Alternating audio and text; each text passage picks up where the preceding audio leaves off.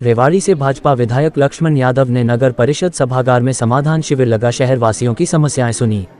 इस अवसर पर लक्ष्मण यादव ने अधिकारियों को फटकार लगाते हुए कहा कि अगर कोई अधिकारी भ्रष्टाचार में लिप्त पाया गया तो उसे पर सख्त कार्रवाई की जाएगी। उन्होंने कहा कि लोगों की समस्याओं को अधिकारियों द्वारा तुरंत निदान कर उन्हें राहत दिलाई जाए। शहर में साफ सफाई और पब्लिक शौचालय को भी दुरुस्त किया जाए ताकि लोगों को किसी तरह की कोई दिक्कत का सामना न करना पड़े। तो इसका मतलब आप पहले से ले ही आपने एप्लीकेशन 9 बजे से करके आ रहे थे अधिकारी। ये तो रवैया ठीक नहीं है। इस तरह के रवैये को मैं दोबारा बर्दाश्त नहीं करूँगा। सरकार चाहती है काम करे और काम करेगा वही रुकेगा। 1 महीने आप सबको मैं छूट दे रहा हूँ, 1 महीने के अंदर अंदर ये जो आज शिकायत है ये इनका समाधान हो जाना चाहिए, वरना जिस पे भी पड़ेगी वो अपनी सवारी अपने सामान की जिम्मेवार होगी। ये मत कहना, क्योंकि सारे लोकल हैं और सारे अधिकारी भी लोकल हैं, इसलिए मैं ये सारी बातें खुल के नहीं कहना चाहता। इसलिए ये ध्यान रहे, अब जो काम दिया गया है उसको इधर उधर मिक्सचर मत करो। ये उसकी जिम्मेवारी है, उसकी जिम्मेवारी है। छोटी छोटी प्रॉब्लम है, सरकार चाहती है इसका समाधान हो, इसीलिए तो कैंप लगाए जाते हैं। हमने क्या, हम जनता के जनप्रतिनिधि हैं, इनकी समस्याओं का समाधान के लिए यहाँ बैठे हैं। क्या करेंगे? देखिए, ये सरकार की अच्छी पहल है।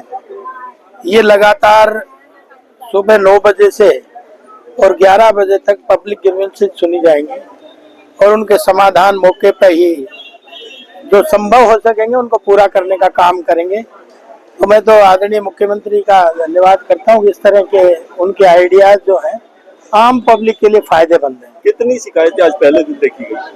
आज मेरे से पहले 15 शिकायतें आई थी, लेकिन 55 शिकायत के आसपास अब टोटल हुई है और समाधान के लिए अभी हमारी अलग से एक बैठक और है, उस पे हम विस्तार से उस पर चर्चा करेंगे। विधायक जी, आपके आने से पहले जैसा पता चला, आपने भी देखा कि कोई शिकायतों पर गौर नहीं फरमाया गया, 2 घंटे देरी हो गई कहीं ना कहीं। 9 बजे जो शिविर लगना था 11 बजे शुरू हुआ।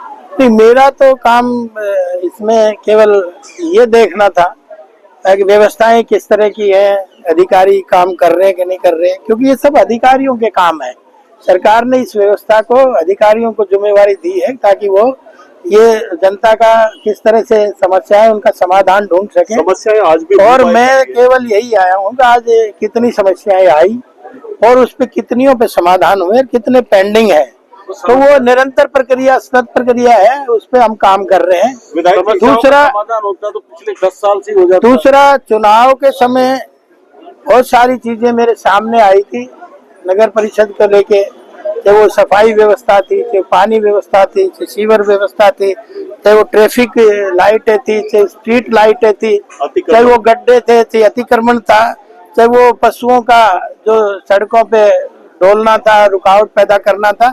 इस तरह की सारी समस्याएं चुनाव के दौरान आई, तो मैं एक एक चीज के ऊपर उस पर फोकस करके और आज उसके समाधान ढूंढने का प्रयास कर रहे हैं ताकि आने वाले समय में ये सारी समस्याओं का हम निदान पा सकें। बड़ी समस्याएं थी, जैसे लाइटों की समस्या, सड़कों की समस्या है, कब तक का अल्टीमेटम आपने दिया? देखिए, लाइट का तो हमने दिवाली तक कह दिया है। सारी लाइटें जो जलनी चाहिए, कोई भी बंद हो। आप बोल लो, आके आप बोल लो, एक मिनट जी, आप बोल लो, आप कर लो। तो इसलिए लाइट का हमने कहा है कि दिवाली का त्योहार आ रहा है, धनतेरस तक सारी लाइटें जलनी चाहिए और बाकी नई लाइटें हैं वो हमने सभी पार्षदों को कह दिया है कि भाई जहाँ भी नई लाइटें लगनी है, आई हुई है, वो अपने अपने वार्डों में उनको लगवा लें। बाजारों में निकलने तक की जगह नहीं है, अतिक्रमण एक बहुत बड़ा नासूर इस शहर के लिए कहा जाए।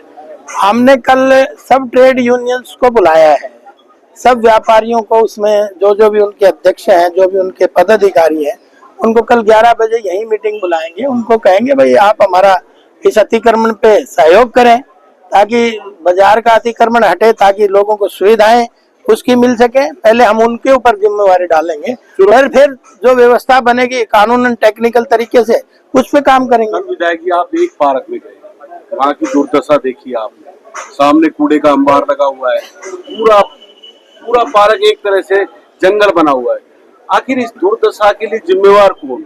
लगातार कह दिया जाता है काम करेंगे, होगा, लेकिन ये दुर्दशा टेंडर हो रखा है, उसको पैसे दिए जा रहे ठेकेदार को, फिर इस दुर्दशा का आखिर जिम्मेवार कानून पैसे कहाँ जा रहे हैं? उस पे आज भी चर्चा हुई है भाई, ये जो सीधा डंपिंग वार्ड तक जाए, ये जगह जगह जो कॉलोनियों के बीच में हम कूड़ा इकट्ठा करते हैं, उससे उन कॉलोनी वालों को परेशानी होती है।